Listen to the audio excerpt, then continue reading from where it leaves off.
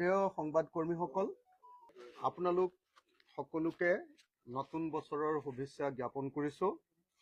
এখন 2025 চনৰ ৰাইজৰ দলৰ প্ৰথমখন সংবাদমেল। আজিৰ যিখন সংবাদমেল, এই সংবাদমেলখনৰ বিষয়বস্তু হ'ল অসমৰ অৰ্থনীতি। যোৱা 1 জানুৱাৰী তাৰিখৰ দিনা অসমৰ মাননীয় মুখ্যমন্ত্ৰী হিমন্ত বিশ্ব শৰ্মা ডাঙৰীয়াই অসমৰ সকলো সংবাদ মাধ্যমৰ জ্যেষ্ঠ সম্পাদকসকল আৰু সাংবাদিকসকলৰ সন্মুখত অসমৰ অৰ্থনীতি সম্পৰ্কে যি বক্তব্য প্ৰদান কৰিছিলে, সেই বক্তব্যৰ ভুল তথ্যখিনি আঙুলিয়াই দিবৰ কাৰণে, সেই বক্তব্যত হোৱা গণ্ডগোলীয়া কথাখিনি স্পষ্টত দেখুৱাই দিবৰ কাৰণে আৰু অসমৰ মুখ্যমন্ত্ৰীয়ে কোৱা মিছা কথাখিনি অসমৰ ৰাইজৰ সন্মুখত উন্মুক্ত কৰি দিবৰ কাৰণে আজিৰ এই সংবাদমেলখন আমি আয়োজন কৰিছোঁ। আমি প্ৰথমতে কৈ লওঁ যে আমাৰ এই সংবাদমেলত আমি যিখিনি তথ্য ব্যৱহাৰ কৰিছোঁ সেইখিনি আহিছে handbook of statistics on Indian states 2023-24 reserve bank of ইণ্ডিয়াৰ পৰা। মই আকৌ কৈছোঁ যে আজিৰ সংবাদমেলত আমি যিখিনি তথ্য ব্যৱহাৰ কৰিছোঁ এইখিনি হ'ল ৰিজাৰ্ভ বেংক অফ ইণ্ডিয়াৰ তথ্য, handbook of statistics on Indian states 2023-24 কৰি আমি আজি আপোনালোকৰ সন্মুখত আমাৰ বক্তব্য দাঙি ধৰিম। গতিকে কোনোবাই যদি কিবা চেলেঞ্জ কৰিবলৈ হয় তেতিয়াহ'লে চেলেঞ্জ কৰিব লাগিব RBIক।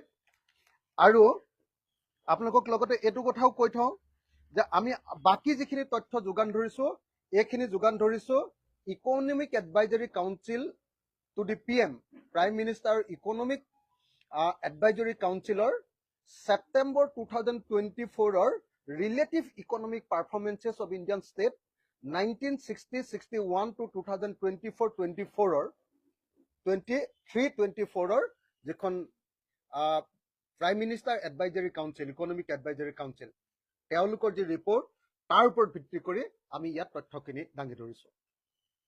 গতিকে মই আকৌ ক'লো যে আজি কোৱা তথ্যখিনি ৰিজাৰ্ভ বেংক অফ ইণ্ডিয়াৰ পৰা সংগ্ৰহ কৰা হৈছে। আজি কোৱা তথ্যখিনি prime minister advisory council to the economic advisory council to the prime minister তাৰ পৰা সংগ্ৰহ কৰা হৈছে। আৰু এই তথ্যৰ ভিত্তিত অসমৰ আটাইতকৈ যশস্বী কেইবাজনো ইকনমিষ্টৰ লগত কথা পাতি ইয়াত আমি গোটেই তথ্যবিলাকৰ পৰা ইয়াত কিছু সংকলন কৰিছোঁ। তথ্যবিলাকৰ পৰা সাৰমৰ্মবিলাক ইয়ালৈ আনিছোঁ আৰু অংক কৰি দেখুৱাইছোঁ যে অসমৰ অৰ্থনীতিৰ প্ৰকৃত ছবিখন কেনেকুৱা, অসমৰ অৰ্থনীতিৰ প্ৰকৃত ছবিখন। আমাৰ প্ৰথম কথাটো হ'ল আমি কৰা অধ্যয়নৰ পৰা প্ৰথম যিটো তথ্য ওলাই আহিছে সেই তথ্যটো হ'ল তৰুণ গগৈ চৰকাৰৰ তৃতীয় কাৰ্যকাল 2011ৰ পৰা 2016 সেই কাৰ্যকালত GDP স্থিৰ মূল্যত কনষ্টেণ্ট প্ৰাইচত গড় বৃদ্ধিৰ হাৰ আছিল 7.6% আৰু ঋণ বৃদ্ধিৰ হাৰ আছিল 10.9%। মই এটা এটা কাৰ্যকালকে আপোনালোকক দেখুৱাই যাম। তৰুণ গগৈ চৰকাৰৰ কাৰ্যকালত অসমৰ GDP বা GSDP কনষ্টেণ্ট প্ৰাইচত স্থিৰ মূল্যত গড় বৃদ্ধি 5 বছৰত আছিলে 7.6%, আৰু ঋণ বৃদ্ধিৰ হাৰ আছিল 10.9%। ঋণ বৃদ্ধি, ধাৰ লোৱাৰ যিটো বৃদ্ধি সেইটো আছিলে 10.9%।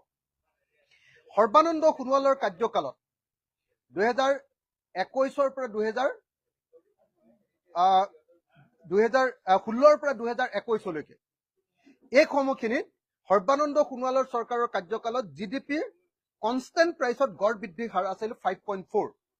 এইটো কভিডৰ সময়খিনিক লৈ সেইকাৰণে GDPৰ গড় বৃদ্ধিৰ হাৰটো কমি গৈছিলে কাৰণ কভিডৰ সময়খিনি পৰিছিলে। আৰু ঋণ বৃদ্ধিৰ হাৰ আছিল 16.6। 3 নম্বৰ হিমন্ত বিশ্ব শৰ্মা চৰকাৰৰ 3 বছৰীয়া কাৰ্যকালত GDP কনষ্টেণ্ট প্ৰাইচৰ স্থিৰ মূল্যত গড় বৃদ্ধিৰ হাৰ আছিলে 8.8 আৰু ঋণ বৃদ্ধিৰ হাৰ হ'লগৈ 19। আৰু আটাইতকৈ ডাঙৰ উদ্বেগৰ বিষয়টো হ'ল GDP অনুপাতে ঋণৰ হাৰ। 2019 চন পৰ্যন্ত অসমৰ GDP স্থিৰ মূল্যৰ অনুপাতে ঋণৰ হাৰ আছিল 20ৰ পৰা 25%, কিন্তু বৰ্তমান হিমন্ত বিশ্ব শৰ্মা চৰকাৰৰ দিনত জিডিপি অনুপাতে ঋণৰ হাৰ হ'লগৈ 48%। তো মই চিনপচিছটো বা সাৰাংশটো কৈ দিলোঁ। আকৌ এবাৰ তুলনা কৰি দিছোঁ। তৰুণ গগৈ চৰকাৰৰ কাৰ্যকালত জিডিপিৰ বৃদ্ধিৰ হাৰ আছিল 7.6। সৰ্বানন্দ সোণোৱালৰ কাৰ্যকালত জিডিপিৰ গড় বৃদ্ধিৰ হাৰ আছিল 5.4। কোভিড কাল আছিলে কাৰণে। আৰু হিমন্ত বিশ্ব শৰ্মা চৰকাৰৰ কাৰ্যকালত জিডিপিৰ কনষ্টেণ্ট প্ৰাইচত গড় বৃদ্ধিৰ হাৰ আছিল 8.8। অৰ্থাৎ তৰুণ গগৈ চৰকাৰৰ কাৰ্যকালতকৈ হিমন্ত বিশ্ব শৰ্মা চৰকাৰৰ কাৰ্যকালৰ আপোনাৰ জিডিপিৰ গড় বৃদ্ধিৰ হাৰ সামান্য বেছি আছিলে, 1% বেছি আছিলে। কিন্তু ঋণৰ বৃদ্ধিৰ হাৰ 9% বেছি আছিলে। 9% বেছি, 9% নহয় 8% বেছি। তৰুণ গগৈ চৰকাৰৰ কাৰ্যকালত ঋণ বৃদ্ধিৰ হাৰ 10.9। সৰ্বানন্দ সোণোৱালৰ কাৰ্যকালত ঋণ বৃদ্ধিৰ হাৰ 16.6। আৰু হিমন্ত বিশ্ব শৰ্মা চৰকাৰৰ কাৰ্যকালত ঋণ বৃদ্ধিৰ হাৰ 19%। অৰ্থাৎ হিমন্ত বিশ্ব শৰ্মা চৰকাৰৰ কাৰ্যকালত ঋণ বৃদ্ধিৰ হাৰ তৰুণ গগৈ চৰকাৰৰ কাৰ্যকালতকৈ 8% বাঢ়িছে, ঋণ বৃদ্ধিৰ হাৰ বাঢ়িছে। আৰু তৰুণ গগৈ চৰকাৰৰ সৰ্বানন্দ সোণোৱালৰ চৰকাৰৰ কাৰ্যকালতকৈ 3% ঋণ বৃদ্ধিৰ হাৰ বৃদ্ধি পাইছে। কিন্তু আটাইতকৈ ডাঙৰ ঘটনাটো হ'ল যে এই সময়খিনিত 2019 চন পৰ্যন্ত অসমৰ জিডিপিৰ স্থিৰ মূল্যত লগত যদি আমি ঋণ বৃদ্ধিৰ হাৰটো তুলনা কৰোঁ, তেতিয়াহ'লে সেইটো 20ৰ পৰা 25% আছিল। কিন্তু আজিৰ দিনটোত অসমৰ জিডিপি অনুপাতে ঋণৰ হাৰ হ'লগৈ 48%। তাৰমানে এইটো যদি তথ্য মই কৈ দিওঁ তেতিয়াহ'লে আপোনালোকে আচৰিত পাব যে আজিৰ দিনটোত অসমৰ ধাৰটো হ'ল 1,50,000 কোটি টকা। অসমৰ ধাৰ হ'ল আজিৰ দিনটোত 1,50,000 কোটি টকা। 1,50,000 কোটি টকা অসমৰ ধাৰ। আৰু অসমৰ জিডিপি আপোনালোকে যদি স্থিৰ মূল্যত যদি চাই তেতিয়াহ'লে দেখিবলৈ পাব যে অসমৰ জিডিপি আজিৰ দিনটোত স্থিৰ মূল্যত 3,18,500 স্থিৰ মূল্যত 3,18,55,859 লাখ টকা। গতিকে আজিৰ দিনটোত অসমৰ জিডিপি যিমান 3 লাখ কোটি টকা আৰু ধাৰ হ'ল 1.5 লাখ কোটি টকা। আধাতকে অলপ কম, সেইকাৰণে আমি 48%। তাৰমানে জিডিপি গোটেই বছৰটোৰ ইনকাম যিমান, আমাৰ উৎপাদন যিমান 3 লাখ কোটি টকা, গোটেই বছৰটোৰ ধাৰ কিমান হৈ গ'লগে? টোটেল ধাৰটো, টোটেল আউটষ্টেণ্ডিং বুলি কয় এইটো। টোটেল আউটষ্টেণ্ডিংটো হ'লগে 1.5 লাখ কোটি টকা। গতিকে ধাৰৰ পৰিমাণে হ'ল 48%। জিডিপিৰ অনুপাতে ধাৰৰ পৰিমাণটো হ'ল 48%। মই কৈছোৱে যে ৰিজাৰ্ভ বেংকৰ পৰা আমি এই তথ্য লৈছো, আৰু ৰিজাৰ্ভ বেংকৰ পৰা যি তথ্য লৈছো এই তথ্যৰ সম্পূৰ্ণ তালিকা ইকনমিষ্ট বিলাকৰ লগত বহি লৈ, অসমৰ আটাইতকৈ গুৰুত্বপূৰ্ণ ইকনমিষ্ট বিলাকৰ লগত বহি লৈ এই তালিকা সম্পূৰ্ণ কৰিছো। আৰু তাৰ সম্পূৰ্ণ চ'ৰ্চ সহকাৰে ক'ৰ পৰা এইবিলাক লৈছো আৰু কেনেকৈ কৰিছো তাৰ সম্পূৰ্ণ কেলকুলেশ্যন সহকাৰে আপোনালোকৰ সন্মুখত হিমন্ত বিশ্ব শৰ্মা চৰকাৰৰ কাৰ্যকাল, তৰুণ গগৈ চৰকাৰৰ তৃতীয় কাৰ্যকাল আৰু সৰ্বানন্দ সোণোৱালৰ 5 বছৰীয়া কাৰ্যকাল, এই তিনিটা কাৰ্যকালৰ সম্পূৰ্ণ অসমৰ অৰ্থনীতিৰ ৰূপৰেখা মানে কি দিছো আমি? জিডিপি স্থিৰ মূল্যত কিমান, প্ৰকৃত জিডিপি বৃদ্ধিৰ হাৰ কিমান, স্থিৰ মূল্যত যেতিয়া জিডিপি বৃদ্ধিৰ হাৰ দেখুৱায় তেতিয়াহ'লে প্ৰকৃত জিডিপি বৃদ্ধিৰ হাৰ বুলি কোৱা হয়। কনষ্টেণ্ট প্ৰাইচত অসমৰ সৰ্বমুঠ ঋণৰ পৰিমাণ কিমান কোটি টকাত দেখুৱাইছো, ৰাজ্যৰ ঋণ বৃদ্ধিৰ হাৰ কিমান এইটো দেখুৱাইছো, আৰু জিডিপিৰ তুলনাত ঋণ বৃদ্ধিৰ হাৰ কিমান এইটো এটা এটাকে আপোনালোকৰ সন্মুখত আমি হিমন্ত বিশ্ব শৰ্মা চৰকাৰৰ সম্পূৰ্ণ মানে এক্সৰে কৰি দিছো, 100% এক্সৰে কৰি দিছো। তৰুণ গগৈ চৰকাৰৰ তৃতীয়টো কাৰ্যকালৰ এক্সৰে, অৰ্থনীতিৰ এক্সৰে, সৰ্বানন্দ সোণোৱালৰ 5 বছৰীয়া কাৰ্যকালৰ অৰ্থনীতিৰ এক্সৰে আৰু হিমন্ত বিশ্ব শৰ্মাৰ 3 বছৰীয়া কাৰ্যকালৰ অৰ্থনীতিৰ এক্সৰে সম্পূৰ্ণ কৰি দিয়াৰ পাছত এটা প্ৰমাণিত হৈছে যে হিমন্ত বিশ্ব শৰ্মাৰ চৰকাৰৰ কাৰ্যকালত জিডিপিৰ বৃদ্ধিৰ হাৰ যদিও সামান্য বেছি তৰুণ গগৈ চৰকাৰৰ কাৰ্যকালতকৈ বা সৰ্বানন্দ সোণোৱালৰ চৰকাৰৰ কাৰ্যকালতকৈ, কিন্তু হিমন্ত বিশ্ব শৰ্মা চৰকাৰৰ কাৰ্যকালত ঋণ বৃদ্ধিৰ হাৰ ইমান বেছি যে সেইটোৱে সৰ্বকালৰ অভিলেখ ভংগ কৰি জিডিপি বৃদ্ধিৰ হাৰক একেবাৰে অৰ্থহীনত পৰিণত কৰি পেলাইছে। আৰু আটাইতকৈ ডাঙৰ তথ্যটো এইটোৱে যে অসমত আজিৰ দিনটোত এবছৰত যিমান জিডিপি ইনকাম কৰে, জিএছডিপি বুলি কয়, গ্ৰছ ষ্টেট ডমেষ্টিক প্ৰডাক্ট, সেই টোটেল যিমান টকা আমি উপাৰ্জন কৰোঁ গোটেই ৰাজ্যখনে, তাৰ আধাই এতিয়া আমাৰ ধাৰ, তাৰ আধাই হ'ল আমাৰ টোটেল ধাৰ। 48% আমাৰ ধাৰ আছে। গতিকে মই ভাবো যে আজিৰ দিনটোত অসমৰ প্ৰকৃত অৰ্থত আজিৰ দিনটোত অসমৰ অৰ্থনৈতিক অৱস্থা এইটো। এতিয়া আমি ভাৰতবৰ্ষৰ প্ৰধানমন্ত্ৰীৰ কাৰ্যালয়ত ভাৰতবৰ্ষৰ প্ৰধানমন্ত্ৰীৰ ইকনমিক এডভাইজাৰে দিয়া তথ্য অনুসৰি ৰাষ্ট্ৰীয় মুঠ ঘৰুৱা উৎপাদনত ৰাজ্যসমূহৰ অংশ, অৰ্থাৎ আমাৰ গোটেই ৰাজ্যবিলাকে টোটেল যিমান উৎপাদন কৰে, জিডিপি, টোটেল ৰাজ্যবিলাকৰ জিডিপি যিমান, তাত অসমৰ জিডিপি ক্ৰমাগতভাৱে বৃদ্ধি পাইছে নে হ্ৰাস পাইছে তাৰ তুলনাটো আপোনালোকৰ সন্মুখত কৰি দেখুৱাব কৈছো। এইটো দেখুৱাই দিলে গম পাব যে অসমৰ অৰ্থনীতি বাঢ়িছে নে কমিছে। আচল তথ্য দেই, আপোনালোকে যদি এই তথ্যটো চাই তেতিয়াহ'লে আৰু কোনেও ইকনমিক্স জনা মানুহ চবেই গম পাই যাব যে অসমৰ অৰ্থনীতি বাঢ়িছে নে কমিছে। এইটো ভাৰতবৰ্ষৰ প্ৰধানমন্ত্ৰীৰ যি ইকনমিক এডভাইজাৰী কাউন্সিল, প্ৰধানমন্ত্ৰীৰ ইকনমিক এডভাইজাৰী কাউন্সিলৰ মতে 1960 আৰু 61 চনত, একদম 60ৰ দশকৰ পৰা কৰিছে দেই, 1960 আৰু 61 চনত ভাৰতবৰ্ষৰ টোটেল জিডিপিত অসমৰ অংশ আছিলে 2.6%। 2.6%। 70-71 চনত সেইটো কমি গৈ 2.4% হ'ল। 80-81 চনত সেইটো কমি গৈ 2.1% হ'ল। 90-91 চনত এইটো আকৌ বৃদ্ধি পাই 2.4% হ'ল। 2000-2001 চনত এইটো 1.9% হ'ল।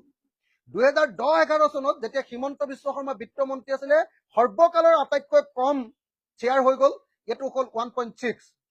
2020-21 আকৌ হিমন্ত বিশ্ব শৰ্মা যেতিয়া বিত্তমন্ত্ৰী আছিলে তেতিয়াও সেইটো অংশ হ'ল 1.7, আৰু বৰ্তমান 2023-24ত হিমন্ত বিশ্ব শৰ্মাৰ মুখ্যমন্ত্ৰীত্ব কালত অসমৰ মানে ভাৰতৰ যিটো জিডিপি, টোটেল জিডিপিত অসমৰ অংশটো হ'ল 1.9%। অৰ্থাৎ 1960-61 চনৰ 2.6%ৰ পৰা কমি গৈ বৰ্তমান অসমৰ জিডিপি, ভাৰতবৰ্ষৰ টোটেল জিডিপিৰ অংশটো হ'ল মাত্ৰ 1.9%। অসমৰ অৰ্থনীতি ক্ৰমাগতভাৱে কেনেকৈ দেউলীয়া হৈ গৈ আছে। অসমৰ ইনকাম, অসমৰ গোটেই মানুহবিলাকৰ ইনকাম, টোটেল জিডিপি বা জিএছডিপি বুলি যিটো কয়, মুঠ ঘৰুৱা উৎপাদন, মুঠ ঘৰুৱা ৰাজ্যিক উৎপাদন যিটো আছে, সেই উৎপাদনটো আগতে ভাৰতবৰ্ষৰ মুঠ উৎপাদনৰ 2.6% আছিলে, সেইটো গৈ তৰুণ গগৈ চৰকাৰৰ দিনতো 1.9% আছিলে, আৰু সেইটো গৈ আজিৰ দিনটোত হিমন্ত বিশ্ব শৰ্মা চৰকাৰৰ দিনত কমি লৈ 1.6-1.7ৰ পৰা গৈ এতিয়া 1.9%ত ৰৈ আছে। তাৰমানে 2.6%ৰ পৰা ই ক্ৰমাগতভাৱে হ্ৰাস পাই এতিয়া 1.9% হ'ল। আৰু গোটেই দেশৰ ভিতৰত, আমাৰ গোটেই দেশৰ ভিতৰত যি 20খন ডাঙৰ ৰাজ্য আছে, সেই বৃহৎ ৰাজ্যৰ ভিতৰত অসমৰ অৱদান তলফালৰ পৰা চতুৰ্থ। অসমৰ অৱদান তলফালৰ পৰা চতুৰ্থ। ভাৰতৰ অৰ্থনীতিলৈ অসমৰ অৱদান তলফালৰ পৰা চতুৰ্থ। তলফালৰ পৰা আটাইতকৈ কমটো হ'ল উত্তৰাখণ্ড, দ্বিতীয় কমটো হ'ল আপোনাৰ ঝাৰখণ্ড, তৃতীয় কমটো হ'ল আপোনাৰ ছত্তীশগড়, আৰু চতুৰ্থ কমটো হ'ল আমাৰ অসম। অসমৰ অৰ্থনৈতিক অৱস্থা ইমান বেয়া যে ভাৰতৰ অৰ্থনীতিলৈ তলফালৰ পৰা আমি চতুৰ্থ শ্বেয়াৰটো আমি প্ৰদান কৰোঁ। অৱদানটো হ'ল তলফালৰ পৰা 4। ভাৰতৰ অৰ্থনীতিলৈ মুঠ GDP লৈ আমাৰ অৱদান হ'ল তলফালৰ পৰা 4। গতিকে অসমৰ অৰ্থনৈতিক অৱস্থা কিমান বেয়া ইয়াৰ পাছত নিশ্চয় আপোনালোকক কাকো কোৱাৰ কোনো প্ৰয়োজন নাই। তাৰ পাছত আচলতে মানুহৰ অৱস্থা কেনেকুৱা, এইটোতো গোটেই ৰাজ্যখনৰ টোটেল GDP। আচলতে মানুহৰ অৱস্থা কেনেকুৱা এইটো চাবৰ কাৰণে মূল বস্তুটো হ'ল আপোনালোকে সকলোৱে জানে, সেইটোক কয় পাৰ কেপিটা ইনকাম, গড় জনমূৰি আয়। অসমৰ গড় জনমূৰি আয় বৃদ্ধি হৈছে নে কমিছে? অসমৰ গড় জনমূৰি আয় বৃদ্ধি হৈছে নে কমিছে এইটো যদি চাওঁ, গড় জনমূৰি আয় মানে আপোনালোকে সকলোৱে জানে যে এবছৰত এজন মানুহৰ ইনকাম, পাৰ কেপিটা ইনকাম, এবছৰত এজন মানুহৰ ইনকাম। আজিৰ দিনটোত অসমৰ এজন মানুহৰ ইনকাম 1,35,000 টকা। তো এই এবছৰত এজন মানুহৰ ইনকামটো 1960-61 চনত কিমান আছিলে জানেনে? ভাৰতৰ এজন মানুহৰ ইনকাম যদি 100 টকা বুলি ধৰো, অসমৰ মানুহৰ ইনকাম ভাৰতৰ মানুহৰ ইনকামতকে বেছি আছিলে 102 টকা 90 পইচা, প্ৰায় 103 টকা আছিলে। 1960-61 চনত অসমৰ মানুহৰ অৱস্থা ভাৰতৰ মানুহতকৈ অৱস্থা ভাল আছিলে। কিমান আছিলে? 103 টকা। 70-80ত 184.5 টকা হ'ল। 80-81ত হ'লগে 70.2 টকা। 100 টকাত 70.2 টকা। 90-91ত অসমৰ ইনকাম ভাৰতৰ 100 টকাৰ ভিতৰত 75.5। 2000-2001ত 64.7, 2010-11ত 61.2, 2020-21ত 68.3 আৰু বৰ্তমান 2023-24ত হ'ল 73.7। তাৰমানে আজিৰ দিনটোত অসমৰ এজন মানুহৰ ইনকাম কিমান বুলি ক'লে ক'ব লাগিব যে ভাৰতৰ এজন মানুহৰ ইনকাম যদি 100 টকা, আজিৰ দিনটোত অসমৰ এজন মানুহৰ ইনকাম 73 টকা 70 পইচা। 73 টকা 70 পইচা। অৰ্থাৎ আমি ভাৰতৰ মানুহৰ গড় আয়তকৈ আমি প্ৰায় কিমান 26% আমি এতিয়াও পইচা 26.5 টকা আমি কমকে উপাৰ্জন কৰোঁ। 26.5 টকা আমি কমকে উপাৰ্জন কৰোঁ। আৰু এই ক্ষেত্ৰত গোটেই ভাৰতৰ ভিতৰত কম উপাৰ্জন কৰা ৰাজ্যৰ ভিতৰত অসম হ'ল 5 নম্বৰ তলৰ পৰা। অসম কমকে উৎপাদন কৰা, কমকে আয় থকা মানুহ, মানে মোৰ ইনকাম 1,35,000 টকা বুলি দেখুৱাইছে নহয় এবছৰত, মই তলফালৰ পৰা 5 নম্বৰত আছো ভাৰতৰ ভিতৰত। ভাৰতৰ এজন মানুহৰ ক্ষেত্ৰত তলফালৰ পৰা 5 নম্বৰ। তলৰ পৰা একেবাৰে কম, আটাইতকৈ কম কাৰ জানেনে? আটাইতকৈ কম হ'ল বিহাৰৰ, 2 নম্বৰ কম হ'ল উত্তৰ প্ৰদেশৰ, 3 নম্বৰ কম হ'ল থাৰ্ড লোৱেষ্ট হ'ল ঝাৰখণ্ডৰ, 4th লোৱেষ্ট হ'ল আপোনাৰ মণিপুৰৰ, আৰু 5th লোৱেষ্ট হলো আমি অসম। এইটো আমাৰ অসমৰ অৱস্থা। তো এইটো আমাৰ অসমৰ অৱস্থা। আজিৰ দিনটোত আমাৰ অসমে ভাৰতৰ মানুহে যেতিয়া 100 টকা ইনকাম কৰে, আমাৰ অসমৰ মানুহে আজিৰ দিনটোত 73.7 টকাহে ইনকাম কৰোঁ। 73.7 টকাহে ইনকাম কৰোঁ। আমি 26 টকা কমকে ইনকাম কৰোঁ। 26.3 টকা। 26.3 টকা, 26 টকা 30 পইচা আমি কমকে ইনকাম কৰোঁ। তেতিয়াহ'লে আমি এইটো তথ্য আপোনালোকৰ সন্মুখত দাঙি ধৰাৰ পাছত বোধহয় এতিয়া আৰু ক'বলৈ বাকী নিশ্চয় নাই, আপোনালোকক কাকো নিশ্চয় এতিয়া আৰু কোৱাৰ কোনো প্ৰয়োজন নাই যে ৰিজাৰ্ভ বেংকৰ তথ্য অনুসৰি আমাৰ GDPৰ গ্ৰোথ ৰেট যেনেকৈ কম, ঠিক তেনেকৈ আমাৰ ঋণৰ বৃদ্ধিৰ হাৰ ইমান বেছি যে আমাৰ মুঠ GDP, অসমৰ এবছৰৰ মুঠ GDPৰ 48% এতিয়া আমি ঋণ গ্ৰহণ কৰি থাকোঁ। এনেকৈ ইমানকৈ ঋণ গ্ৰহণ কৰাৰ কাৰণে আপোনালোকে সকলোৱে জানে যে অসমৰ মুখ্যমন্ত্ৰীয়ে কৈ আছে যে ঋণ সেইসকলকহে দিয়ে যিসকলৰ টকা থাকে। মই আপোনালোকে সকলোৱে জানে যে মই এখন ছেকেণ্ড হেণ্ড গাড়ী কিনিছো অসম বিধানসভাৰ পৰা 20 লাখ টকা লোন লৈ 20 লাখ টকাৰ ঋণ লোৱাৰ কাৰণে 20 লাখ টকাৰ ঋণ লোৱাৰ কাৰণে মই 28 লাখ বা 30 লাখ টকা ঘূৰাই দিব লাগিব 5 বছৰৰ ভিতৰত যদি মোৰ হাতত নিজৰ টকা থাকিলেহেঁতেন তেতিয়াহ'লে মই 20 লাখ টকা লোন লৈ 20 লাখ টকাই গাড়ীত খৰচ কৰিলোহেঁতেন আৰু বেছি টকা খৰচ কৰাৰ কোনো প্ৰয়োজন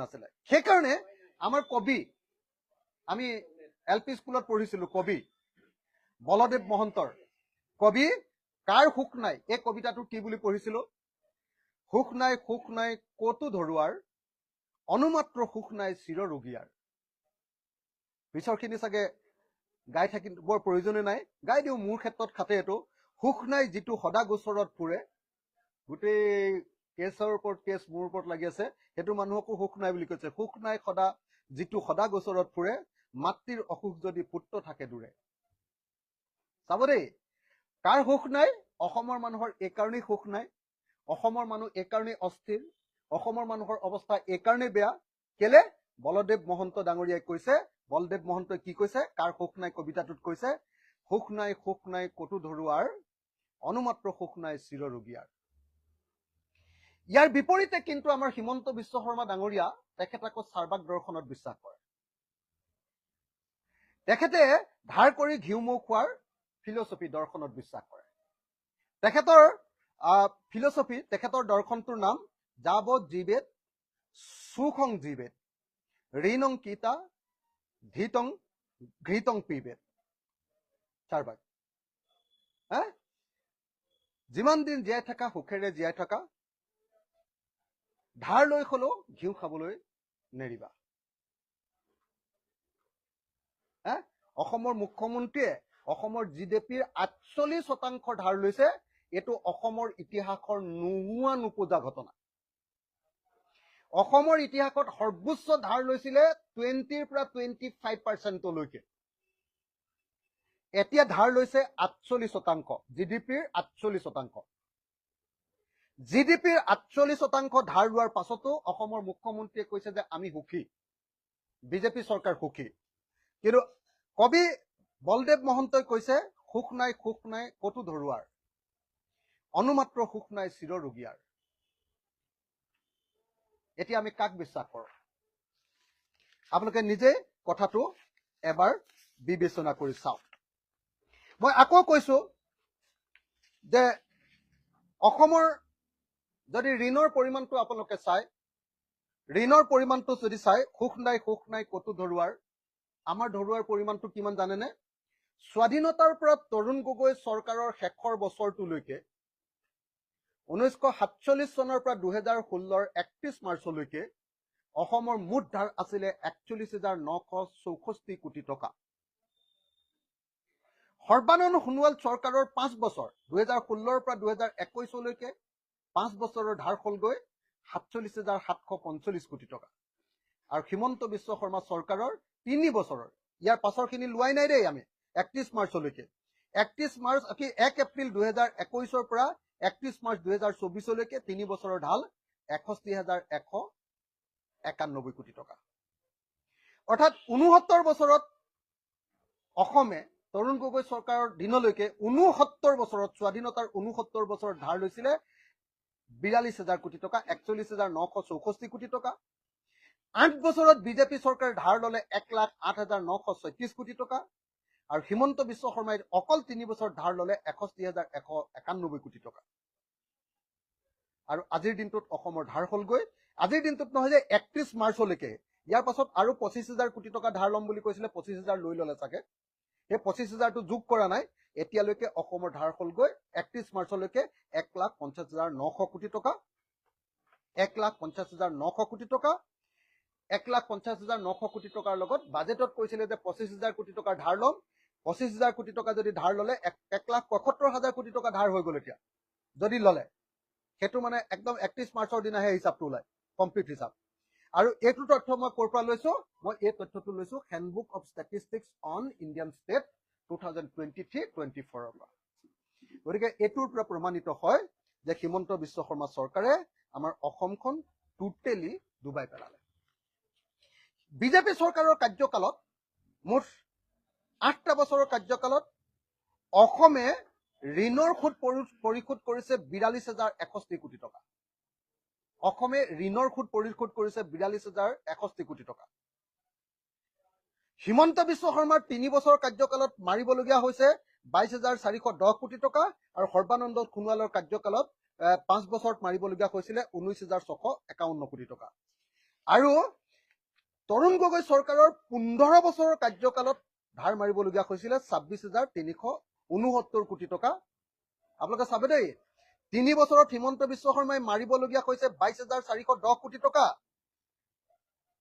15 বছৰত তৰুণ গগৈ ডাঙৰীয়াই মাৰিবলগীয়া হৈছিলে 26,369 কোটি টকা, যিহেতু তৰুণ গগৈ চৰকাৰৰ কাৰ্যকালৰ ধাৰৰ পৰিমাণটো কম আছিল। এতিয়া হিমন্ত বিশ্ব শৰ্মাই যোৱা 1 জানুৱাৰী তাৰিখৰ দিনা আৰু কেইটামান মিছা কথা ক'লে। মিছা কথাটো কি ক'লে যে আমি 2014 চনলৈকে যিমান ধাৰ আছিলে ধাৰবিলাক মাৰি শেষ কৰি দিলো বুলি ক'লে তৰুণ গগৈ চৰকাৰ দিনলৈ। এইটো একেবাৰে মিছা কথা। আজিৰ দিনটোত অসমৰ সৰ্বোচ্চ টোটেল ধাৰটো সৰ্বমুঠ ধাৰটো হ'ল 1,50,900 কোটি টকা। 1,50,900 কোটি টকা। আৰু এইটোৰ ভিতৰত তৰুণ গগৈ চৰকাৰৰ কাৰ্যকালত 41,000 কোটি টকাটো অন্তৰ্ভুক্ত হৈ আছে। এইটো মিছা কথা।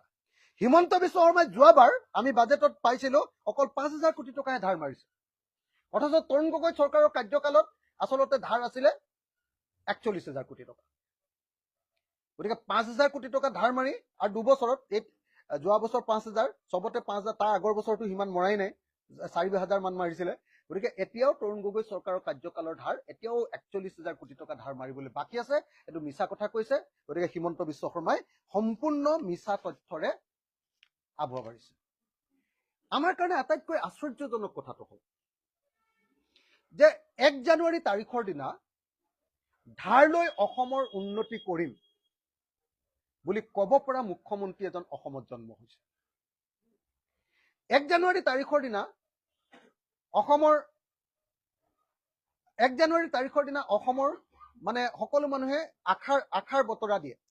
1 জানুৱাৰী তাৰিখৰ দিনা 1 জানুৱাৰী তাৰিখৰ দিনা পজিটিভ কথা কয়। হিমন্ত বিশ্ব শৰ্মাই 1 জানুৱাৰী তাৰিখৰ দিনা গোটেই বছৰটোৰ কাৰণে অসমীয়া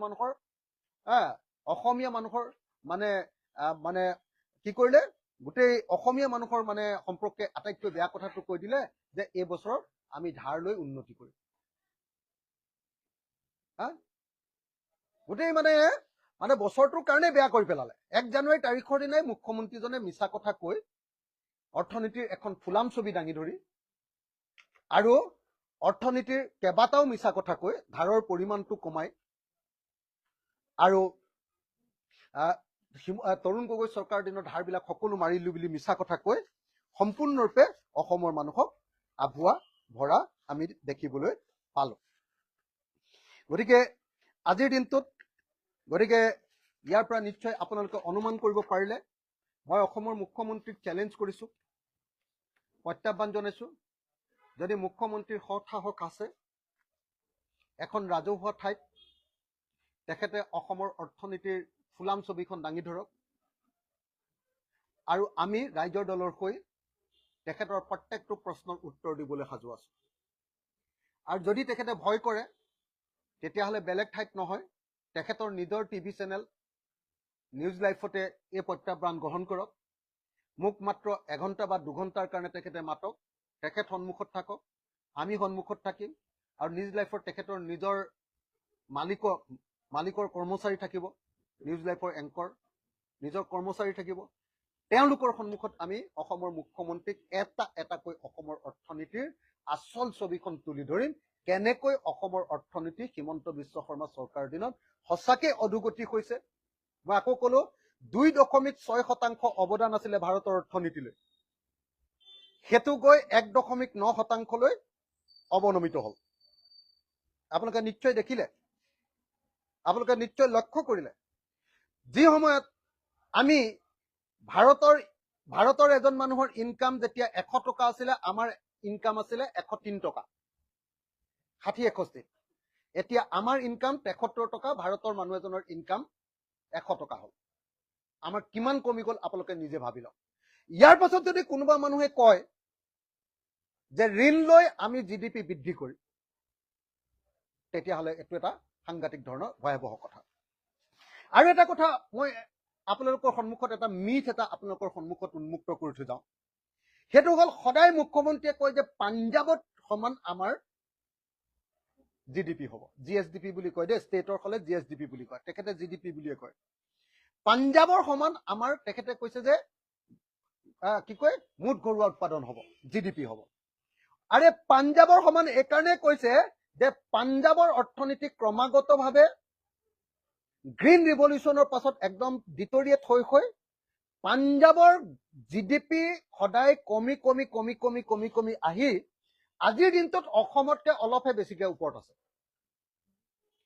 তেখেতে কিন্তু পাঞ্জাৱৰ লগত থকা হাৰিয়ানাখনৰ কথা কোৱা নাই, তাতকৈও সৰু ৰাজ্য দিল্লীখনৰ কথাও কোৱা নাই, বা কেৰেলাৰ কথাও কোৱা নাই। যিবিলাক ৰাজ্যৰ অৰ্থনৈতিক অৱস্থা ভাল হৈ গৈছে তেওঁলোকৰ কথা কোৱা নাই। যিখন ৰাজ্যৰ অৰ্থনৈতিক অৱস্থা বেয়া হৈছে, সকলোৱে জানে যে গ্ৰীণ ৰিভলিউচনটো ফেইল কৰাৰ পাছত পাঞ্জাৱৰ অৰ্থনৈতিক অৱস্থা ডিটৰিয়েট কৰিছে, তললৈ নামি আহিছে। সেই অধনমিত যি অৰ্থনীতি, সেই অৰ্থনীতিৰ লগত তুলনা কৰিবৰ কাৰণে তেওঁ সদায় পাঞ্জাৱৰ উদাহৰণ দিয়ে। আপোনালোকে কথাটো বুজি পালে নহয়, ধৰিব পাৰিলে নহয় জানো? এই কথাটো মই আপোনালোকৰ সন্মুখত আজি তুলি ধৰিলো। ইয়াৰ পাছত যদি আপোনালোকৰ কিবা প্ৰশ্ন আছে, যিকোনো প্ৰশ্নৰ উত্তৰ দিবৰ কাৰণে আমি প্ৰস্তুত। আজিৰ দিনটোত অসমৰ এজন মানুহৰ গড় জনমূৰি আয় 1,35,787 টকা, 1,35,787 টকা। আৰু গোৱাৰ এজন মানুহৰ গড় জনমূৰি আয় 6,74,684 টকা। আৰু ছিকিমৰ গড় জনমূৰি আয় 5,87,743 টকা, 5,87,743 টকা।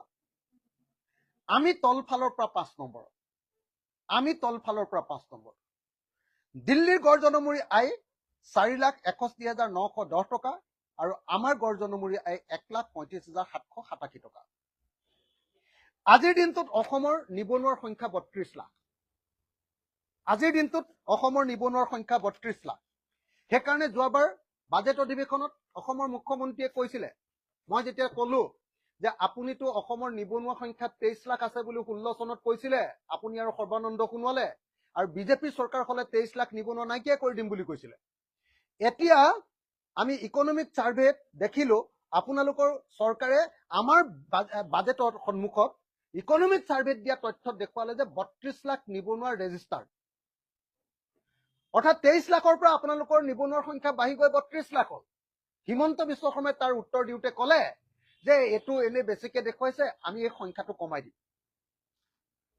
তাৰমানে যেনেকৈ ভাৰতবৰ্ষৰ ভিতৰতে আপুনি সকলোৱে জানে যে নেশ্যনেল ক্ৰাইম ব্যুৰৰ ৰিপৰ্টত অসম ভাৰতৰ ভিতৰত আটাইতকৈ অপৰাধী ৰাজ্যৰূপে আছিল।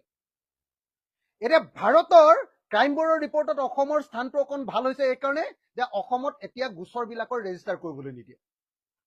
তাৰ কাৰণে অসমৰ মুখ্যমন্ত্ৰীয়ে ডিজিপিক লৈ 3বাৰ এছপি বিলাকৰ বৈঠক পাতিছে।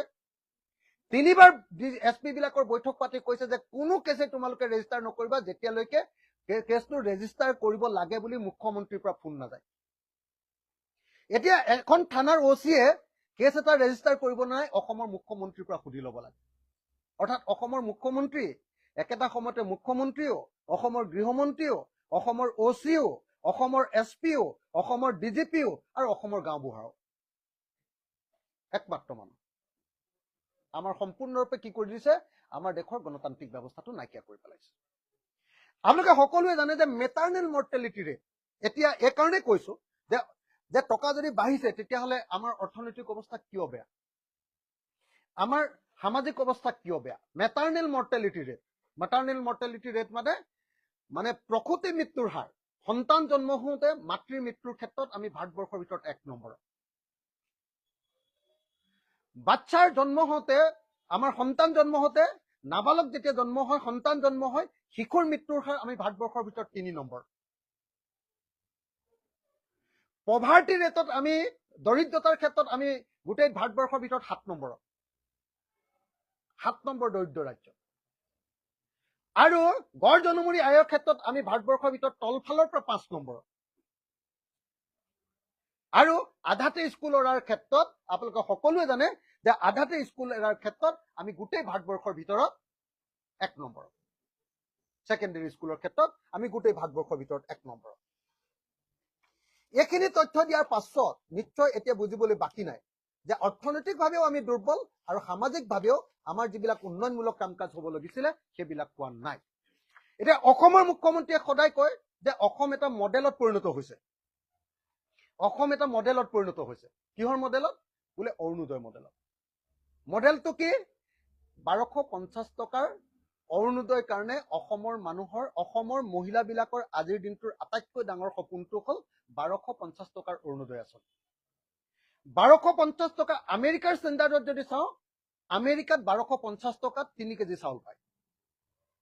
আমেৰিকাৰ ষ্টেণ্ডাৰ্ডত 3 কেজি চাউল পোৱাটোৱে হ'ল অসমৰ গাঁৱৰ মানুহৰ আজিৰ দিনটোৰ আটাইতকৈ ডাঙৰ সপোন মহিলাৰ।